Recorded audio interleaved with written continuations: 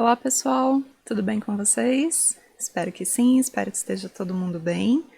Estou super feliz de poder vir passar essa semana aqui com vocês e conversar um pouquinho sobre nutrição clínica hospitalar e ambulatorial. Então, antes da gente apresentar para valer aqui o nosso conteúdo, da gente começar a conversar sobre as partes técnicas, alguns avisos, algumas apresentações, tá? Então, primeiramente, eu gostaria de me apresentar para quem ainda não me conhece.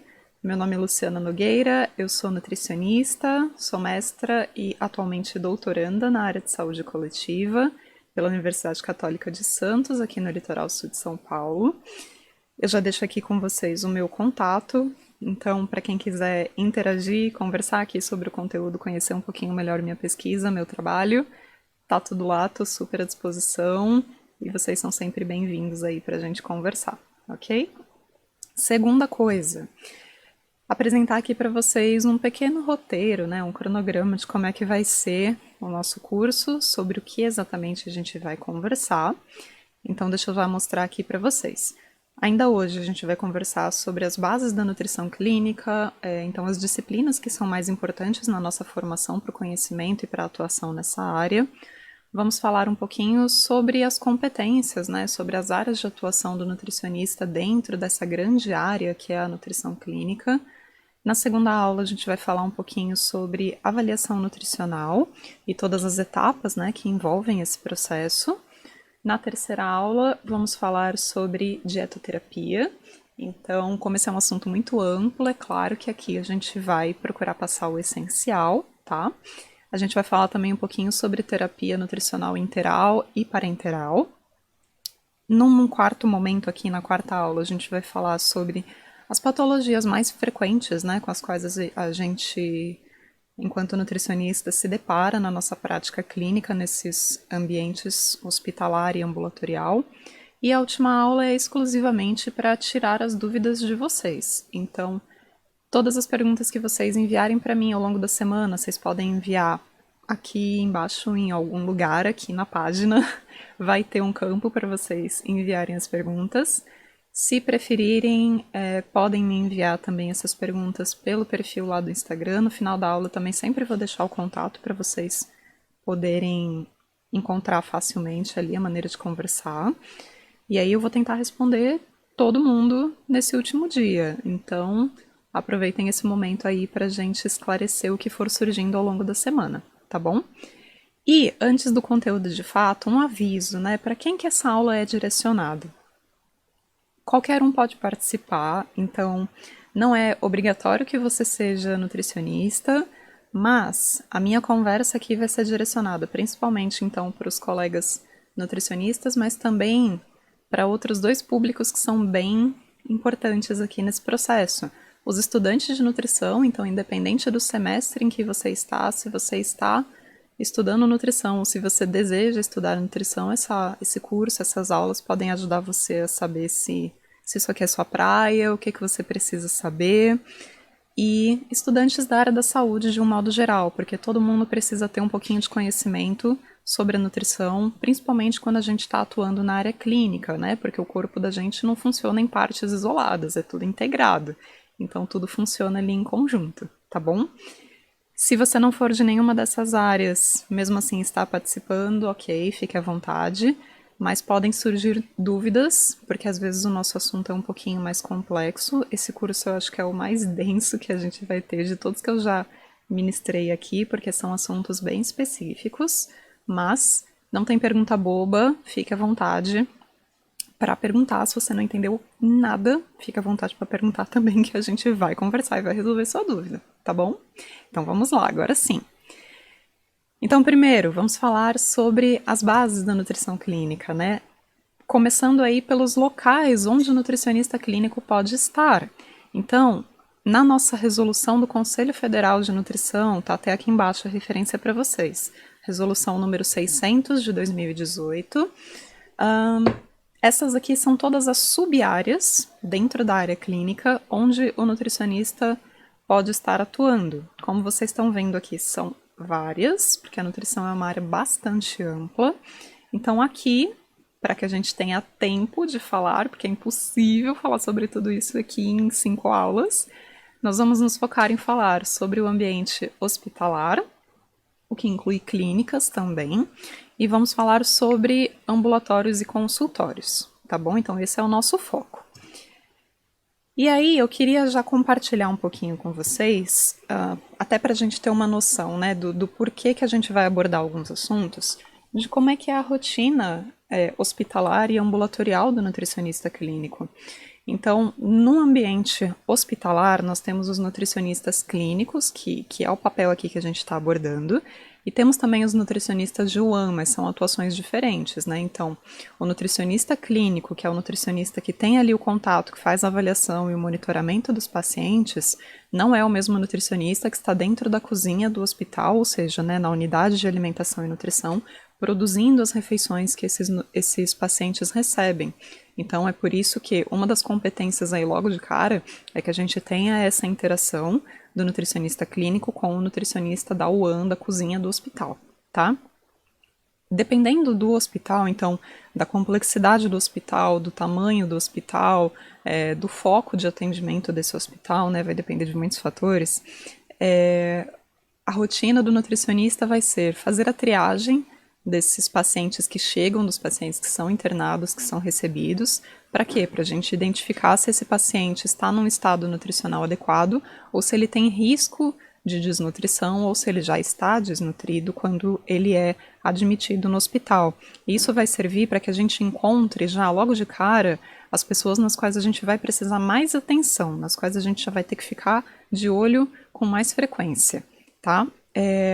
Além da triagem, nós fazemos então a prescrição dietética e nós fazemos o acompanhamento da evolução desses pacientes, e daí isso inclui adaptações na dieta de acordo com o quadro que esse paciente apresenta, né, com a patologia que ele apresenta, inclui a administração muitas vezes de dietas, indicação de terapia nutricional auxiliar, né, então pode necessitar uma nutrição interal, pode necessitar nutrição parenteral, mas é importante dizer que a gente não trabalha sozinho dentro de um hospital, tá? A gente está em interação contínua, próxima, direta com a parte médica, então com o médico responsável por aquele paciente, com os residentes daquele médico que são responsáveis por aquele paciente, e com a equipe de enfermagem, que é propriamente dita a linha de frente ali do cuidado de todos os pacientes. E isso inclui não só os enfermeiros em si, porque os enfermeiros muitas vezes acabam desempenhando papéis mais administrativos,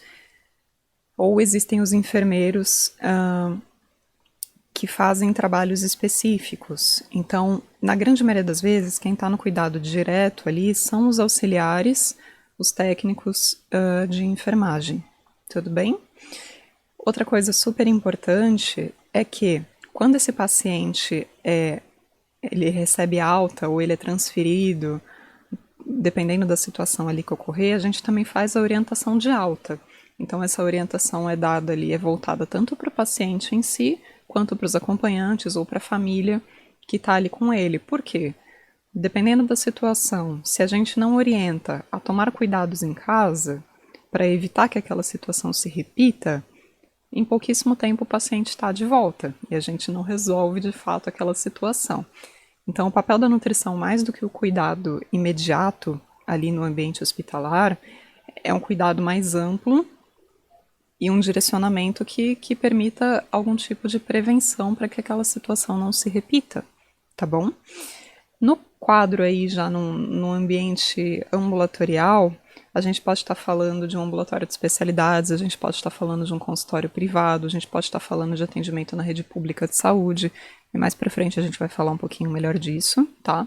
Aí a gente já está falando de fato de um acompanhamento periódico de um indivíduo que veio buscar o seu atendimento, geralmente por algum quadro específico de saúde, então ele já tem alguma doença pré-existente que está precisando de atenção, ou são mais raros, mas existem também os indivíduos que buscam por questões de reeducação alimentar, mesmo que não exista ainda nenhuma patologia presente, que desejam trabalho preventivo e que desejam orientação para conhecimento próprio, né, para administrar melhor a sua própria rotina alimentar, ok?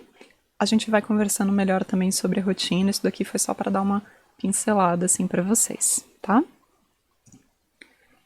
Então aqui a gente tem, desde a nossa formação, né, da nossa graduação, isso vale para todas as áreas da saúde, né, para todos os cursos da área da saúde, melhor dizendo, não só para o curso de nutrição, mas que são fundamentais para a gente entender o mecanismo da dietoterapia, para entender onde que a gente entra nessa história para poder fazer o nosso papel e ajudar o paciente no tratamento ou na prevenção de um problema específico, tá? Então a gente tem que ter um entendimento, primeiramente, da anatomia, então das estruturas do nosso corpo, dos nossos tecidos, dos nossos órgãos, dos nossos sistemas. Fisiologia, porque a gente tem que entender como é que essas estruturas funcionam quando está tudo certinho. A fisiologia vai mostrar ali como é que tudo isso funciona quando o corpo está no seu estado ideal ali de equilíbrio, como é que tudo deveria funcionar e nem sempre é assim, tá? E por que nem sempre é assim? Porque nós sofremos de doenças, patologias que acometem essas estruturas e afetam o funcionamento dos nossos órgãos. Então a gente precisa entender o que essas doenças com as quais a gente se depara fazem no nosso organismo. E a gente precisa daí entender também como é que o nosso organismo funciona, como é que ele reage diante de um quadro de doença. E é aí que entra a fisiopatologia. Então, tá tudo interligado, são bases assim realmente fundamentais para o entendimento do que a gente está fazendo. E aí eu vou dar alguns exemplos aqui para a gente ilustrar isso aqui melhor. Então vamos lá. Então primeiro, anatomia, que é uma das primeiras disciplinas que a gente tem na nossa formação e que às vezes por isso a gente acaba não dando mais tanta importância ao longo do restante do curso, né, da formação, mas que ela é realmente básica porque ela é fundamental. Então eu queria mostrar aqui para vocês a organização do nosso corpo até chegar nessa forma que a gente enxerga, nisso daqui, né, que somos nós, que é o que a gente vê. Então nós começamos com uma organização de nível químico. Então vão acompanhando aqui os numerozinhos, tá? Eu não sei se vocês conseguem ver o meu cursor aqui. Acredito que sim, mas a gente tem aqui uma organização no nível químico, ou seja, nós temos átomos que se juntam e formam moléculas. Essas moléculas são a base aqui, são a unidade fundamental do nosso corpo, porque é aqui que está o nosso DNA, que estão as nossas informações genéticas que passam para cada uma das nossas células quem nós somos, né? O que nós somos e como é que o nosso corpo se comporta. E aí, quando a gente junta várias moléculas, nós temos então aqui as nossas células. Nesse exemplo aqui, a gente está vendo uma célula muscular lisa. Então a gente tem aqui o centro dela, ela é compridinha, né? Porque ela vai formar o nosso tecido muscular liso. E esse tecido muscular liso, onde que ele está? Por exemplo, ele está aqui formando a nossa mucosa gástrica. Então, o nosso estômago, ele é um órgão que é responsável pela nossa digestão, principalmente, né? Ele que recebe o alimento. Então, é ele que vai fazer movimentos aqui, vai fazer força, tanto de forma mecânica quanto química, para digerir o alimento e passar adiante para o intestino. E o estômago, por sua vez, ele não faz esse trabalho sozinho, ele precisa de todos os órgãos aqui do sistema digestório para fazer esse processo de digerir os alimentos, de fornecer energia para a gente, né? Então, nesse sistema aqui, a gente agrupa todos os órgãos que fazem esse trabalho em comum, que é esse trabalho de digestão. Então, ele vai começar aqui desde a nossa faringe, quando a gente engole o alimento, o esôfago que vai transportar aqui até o estômago que vai começar a quebrar em pedaços menores, vai transformar isso daqui num bolo alimentar, né, numa maçaroca líquida, para que consiga passar aqui para o nosso intestino. O fígado, o pâncreas, a vesícula, todos eles vão ajudar liberando substâncias aqui que ajudam a quebrar, né, esses pedaços de alimento, que ajudam a digerir os nutrientes. Quando chega aqui no nosso intestino delgado, nós temos metros de intestino que vão servir para que a gente faça a absorção, que a gente aproveite o nutriente, todos os nutrientes que vieram naquele alimento. Depois resta absorver água e mais algumas outras coisinhas. Então a gente manda aqui para o intestino grosso e durante todo o intestino grosso ele vai fazer a absorção de água e vai produzir o nosso bolo fecal. Então o que restou do nosso processo metabólico que o organismo não conseguiu aproveitar, a gente vai excretar aqui através do reto e depois do ânus. Então, o sistema digestório, junto com todos os nossos outros sistemas, sistema nervoso, sistema linfático, todos que nós temos aqui, vão formar a gente. E todos esses sistemas trabalhando em conjunto é o que mantém a gente funcionando. Então, a gente saber quais são essas estruturas, do que elas são formadas, onde elas estão, como é que elas estão agrupadas, é o estudo da anatomia, ok? E aí, como tudo isso está funcionando o tempo todo, a gente vai ter, continuando no exemplo do sistema digestório, todo esse processo que eu já falei aqui para vocês, ok? E aí a gente precisa entender qual que é a função de cada um dos órgãos aqui, de cada uma dessas glândulas e estruturas nesse processo, tá? Então, mais uma vez, aqui vocês podem ver, só que de uma forma um pouquinho mais ampliada, um pouquinho mais detalhada, que além dessas estruturas que eu já falei para vocês, existem outras aqui que participam disso, né? Então aqui a gente tem glândulas que já na nossa saliva iniciam o processo de digestão. Na nossa boca é bastante complexo já também, porque a gente tem todo um movimento da língua para ajudar na deglutição, né? A língua empurra o alimento em direção à nossa garganta. A gente tem os dentes, então temos dentes que são mais especializados em morder, cortar, em arrancar pedaços, outros que são especializados em mastigar. Tem o movimento do maxilar, que permite que a gente mastigue o alimento várias e várias vezes até que ele fique triturado o suficiente para a gente engolir sem engasgar. A gente tem todas as estruturas aqui relacionadas, né, que eu já comentei com vocês, fígado, pâncreas, mas a gente também tem aqui o apêndice. A gente tem pedaços diferentes no nosso intestino delgado. Então eu tenho jejuno, eu tenho ilho. Cada um deles desempenha uma função específica e um não substitui o outro. Eles são especializados no que eles fazem.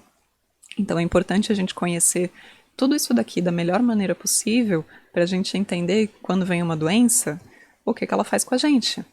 E aí, na patologia, depois que a gente já tem entendimento então da anatomia e da fisiologia, vem a patologia para mostrar para a gente, então, quais são as possibilidades de agentes químicos, físicos, biológicos que vêm aqui e interferem no equilíbrio, no bom funcionamento do nosso organismo, do nosso metabolismo.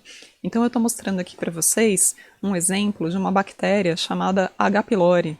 Então, a H. pylori ela é bastante comum, muitas pessoas fazem endoscopia e fazem biópsia para descobrir, né, se ela está causando gastrite, se ela está causando algum problema no estômago. Por quê? Porque ela vive aqui grudadinha na nossa mucosa, na parede do nosso estômago. E aí ela vai perfurando, ela vai cavando um buraquinho na parede do nosso estômago e vai penetrando nessa parede. Só que não é uma H. pylori só que vive lá dentro, são várias cópias, né, dessa bactéria. Então o que acontece quando a gente tem durante muito tempo a H. pylori vivendo lá dentro e se multiplicando cada vez mais? A gente vê aqui uma gastrite erosiva. Então aqui a gente está vendo uma imagem de endoscopia, então a gente está vendo um pedacinho do estômago por dentro. E daí o que acontece? Buraquinhos que estão já com sangramento, então isso daqui provoca desconforto bastante intenso, prejudica a capacidade do indivíduo se alimentar normalmente e atrapalha muito na rotina. E quando tem sangramento, então pode se tornar uma coisa importante, porque a gente vai produzindo úlceras que podem levar a perdas de sangue mais significativas, tá? E aí, como é que o meu corpo funciona diante disso? Como é que o meu estômago tenta funcionar quando ele está machucado desse jeito? Então, primeiro é importante, ainda pensando nesse exemplo, tá? A gente vai continuar trabalhando com esse exemplo ali do estômago, do sistema digestório. O que significa quando a gente tem uma lesão, quando a gente tem uma ferida, uma doença, um machucado? O nosso organismo, ele sempre tenta se defender de coisas que ele considera agressivas ou estranhas. Então, quando vem uma bactéria, quando vem um machucado, quando vem uma doença, o corpo identifica que está sofrendo uma agressão e tenta se defender. Quando ele tenta se defender, a gente pode ter dois caminhos aqui acontecendo. Ou ele se adapta, porque a gente tem uma capacidade de adaptação muito legal, muito significativa, o corpo da gente consegue se resolver sozinho em tanta coisa que a gente nem toma consciência do que está acontecendo aqui dentro. Ele faz isso sozinho. E aí, se ele consegue, beleza, ele se adaptou, a gente nem sentiu nada, não ficou sabendo de nada, deu tudo certo, segue o baile. Se essa agressão foi forte demais e ultrapassou a capacidade do nosso organismo se adaptar e se defender sozinho, a gente tem uma lesão, ou a gente tem a instalação de uma doença. Então, no caso, por exemplo, aqui da H. pylori, quando ela se multiplica e a gente tem uma quantidade já muito grande de bactéria ali dentro e a gente está naquela situação ali que a gente viu na imagem da endoscopia, a gente não consegue mais se adaptar. Então, a gente vai até que a gente trate esse problema, né, e elimine aquela bactéria, por exemplo, a gente vai continuar sofrendo com lesões persistentes. Mas eu não posso morrer de fome enquanto isso, eu não posso ficar sem absorver nutriente, eu não posso ficar sem fazer digestão de tudo que eu como, porque o alimento é minha fonte de energia, então eu tenho que dar um jeito de continuar funcionando, né? Assim pensa o nosso estômago. Só que isso ele vai conseguir fazer, só que não mais perfeitamente, não mais 100% como ele faria se ele estivesse íntegro. Então, uma das consequências que pode ocorrer aí nesse processo de gastrite erosiva, por exemplo, é a alteração no grau de disponibilidade dos nutrientes. Por quê? Quando o estômago está assim machucado, com sangramento, com bactérias, o pH dele se altera. E o nosso estômago tem um pH bastante ácido, né? Porque é assim que a gente consegue quebrar boa parte ali dos pedaços de alimento que chegam até ele. Quando esse pH se altera por causa da presença da bactéria, por causa das lesões, a gente pode não conseguir mais quebrar esses pedaços de alimento tão bem e isso vai afetar a nossa capacidade de absorver alguns nutrientes. Então aqui a gente vê, por exemplo, que quanto maior o pH do nosso estômago, né, quanto mais básico fica esse ambiente do nosso estômago, menor vai ser a nossa capacidade, por exemplo, de absorver minerais aqui como ferro, cobre, manganês e zinco. Então, olha só, nosso estômago é ácido. Então, se ele está funcionando bem aqui, num pH baixinho, a nossa disponibilidade é alta. Mas se a gente começa a ter um pH mais básico, o que vai acontecendo? Eu diminuo muito a minha absorção. Então, isso aqui é só um exemplo para a gente entender que nem sempre depende do que a gente come. Às vezes o problema está em como o nosso corpo lida com o que a gente come. Isso é muito importante para o nutricionista e a gente vai ver mais para frente por quê. Várias vezes a gente vai ver por quê, tá bom? E aí, gente, por que eu reforço tudo isso? Primeiro, a gente tem uma coisa que é um conceito mais que a gente vê na parte de epidemiologia, que também faz parte da nossa formação. A gente vê uma coisa que se chama história natural da doença. E o que é isso? Por que eu estou falando disso? A história natural da doença, ela mostra pra gente como é que essa doença começa, por que algumas pessoas são mais propensas a ter essa doença do que outras, e daí quando a doença já está instalada, ela vai dizer pra gente como é que a gente identifica essa doença, né? Como é que ela se distingue das outras desde o início para que a gente faça um diagnóstico correto e aí que permita que a gente diminua os danos dela ao máximo possível, né, para que ela cause o mínimo de problemas possível, ou então a gente tenta curar essa doença o quanto antes, porque se eu identifico a doença precocemente, eu consigo tratar e curar com mais facilidade, certo? Se a doença já chega avançada, complicada, eu ainda posso ver se eu tenho possibilidade de recuperar o meu paciente, se eu vou fazer cuidados paliativos, se ainda tem algo que a clínica possa fazer a respeito dessa doença.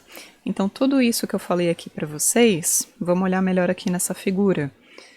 Se eu falo de suscetibilidade, eu estou falando da situação antes dessa doença surgir. Quando eu falo já de uma doença instalada, eu posso ter uma situação precoce, que daí é o que a gente vai chamar aqui de fase pré-clínica, que nem sempre a gente consegue enxergar. Essa linha aqui está dividindo o que eu enxergo na clínica e o que eu não enxergo na clínica. Então, se a pessoa não tem sintomas, se ela não tem sinais e ela não procura o serviço, muitas vezes eu não vou saber que aquela doença existe ali. Então, ela não vai ser diagnosticada, ela não vai ser identificada, tá? Quando começam a surgir sinais e sintomas, eu tenho um diagnóstico possivelmente aí precoce. E aí eu vou tentar intervir, como eu falei para vocês, ou através da cura, ou limitando os danos, quando for possível. Se a doença já chega muito complicada, eu vou tentar ainda ver se existe possibilidade de reabilitação, de recuperação. Se esse indivíduo não consegue mais se recuperar e entra numa situação possivelmente aqui de invalidez, ou se ele evolui para a morte, tá? E aí aqui, se a gente for dividir, olhando aqui para baixo, se a gente for dividir a atenção à saúde em atenção primária, secundária e terciária, em cada um desses momentos eu vou ter uma abordagem diferente. E aí, por que eu estou mostrando isso para vocês? Se a gente entende da anatomia, da fisiologia, da patologia, da fisiopatologia, de tudo isso que eu já mostrei aqui para vocês, olha como é pequenininho o pedaço em que a gente está entrando, o pedaço que a gente está tratando. Se a gente entende tudo isso, a gente está atuando só aqui nessa prevenção secundária, que é quando a gente já entendeu que existe uma doença e vai fazer o possível para tratar, para diminuir os problemas que ela causa. Então, a nutrição clínica também não anda sozinha. Eu quero falar isso para vocês porque na prática do nutricionista é muito comum a gente ver que tanto a formação quanto os profissionais acabam muito fechados dentro da sua própria caixinha. Então a gente tem que estar sim em interação com as outras áreas e estar abertos para entender que sim, a epidemiologia vai ter uma parte importante, sim, a saúde pública, por mais, ai, como é chato estudar essa parte, pode ser que você ache chato. Quando eu estava na faculdade eu achava. Mas é só entendendo o conjunto, esse quadro maior, que a gente vai conseguir realmente abordar uma doença de todos os lados e lidar com ela da melhor maneira possível. Por quê? Porque uma doença não é só um paciente com sintomas. Esse paciente, ele tem uma história prévia. Então, ele tem um histórico familiar, ele tem doenças que ele mesmo já teve em idades mais jovens, que foram curadas ou que foram maltratadas, mas que de alguma forma se resolveram ou que ficaram latentes. Ele trabalha com alguma coisa que pode ter a ver com isso tudo que ele está apresentando agora. Ele mora em um determinado lugar que pode estar influenciando nessa doença dele. Ele pode morar com pessoas que têm a ver com sintomas que ele está apresentando. Se a gente ainda for pegar esse exemplo da gastrite, do sistema digestório, muitas vezes a gente recebe um indivíduo que tem um histórico ali de muito desconforto gástrico, dificuldade de alimentação, ele tem todos os sintomas compatíveis com aquela bactéria que eu mostrei para vocês, a H. pylori. E aí o médico que acompanha, geralmente ali um clínico geral, um gastroenterologista, vai pedir para ele exames de sangue, vai pedir uma endoscopia e vai pedir uma biópsia. Então, pela endoscopia, a gente já vai ver que muitas vezes ali está inflamado, está irritado, está uma gastrite ali terrível. E aí, depois de alguns dias, vem o resultado da biópsia e ela dá negativa. E o exame de sangue, às vezes, a gente vai ver que está tudo certo também. Então, o que pode estar acontecendo? Uma gastrite nervosa. Isso quer dizer que os sintomas são menos reais, que o problema é menos pior? Não, só quer dizer que eu vou ter que abordar isso de uma maneira diferente. Então, qual é o fundo, qual é a causa de fundo, qual é a origem desse problema que o paciente apresenta? Não adianta eu dar para ele uma dieta onde ele corta tudo que é ácido, não adianta o médico passar para ele um remédio que diminui a acidez do estômago, porque a gente não está tratando de fato o problema, a gente está manejando sintomas. E aí o que acontece? Em pouquíssimo tempo, esse paciente vai estar ali de volta na exata mesma situação de antes. Tá? E isso é um problema que a gente vê muito na maneira como a gente pratica a medicina e como é que a gente atende os pacientes, né? Aqui no nosso país, ou pelo menos do lado ocidental do mundo, na maneira como a gente lida com doenças, né? A gente pensa na cura momentânea, num tratamento daquela situação pontual. Mas para a gente realmente conseguir sucesso, a gente precisa enxergar um pouquinho além dessa caixinha. ok? E é isso que eu quero plantar essa sementinha aqui na cabeça de vocês. Não fiquem fechados nos seus quadradinhos. Procurem enxergar um pouquinho mais além do óbvio. E aí eu vou tentar dar algumas ideias para vocês de como fazer isso, tá bom? Pessoal, hoje a aula foi mais curtinha, era isso, mas se preparem que nas próximas a gente vai ter um conteúdo um pouquinho mais denso, certo? Obrigada aqui então por ficarem comigo até o final hoje. Espero ver vocês novamente amanhã. Se já tiverem surgido dúvidas aí a respeito do que a gente conversou até o momento, se vocês quiserem saber mais sobre o assunto, se vocês quiserem, onde é que eu encontro, onde é que eu procuro para ler sobre isso, falem comigo também que aí eu procuro indicar para vocês alguns materiais bem legais para vocês lerem, tá bom? Então até a próxima, se cuidem, tchau, tchau!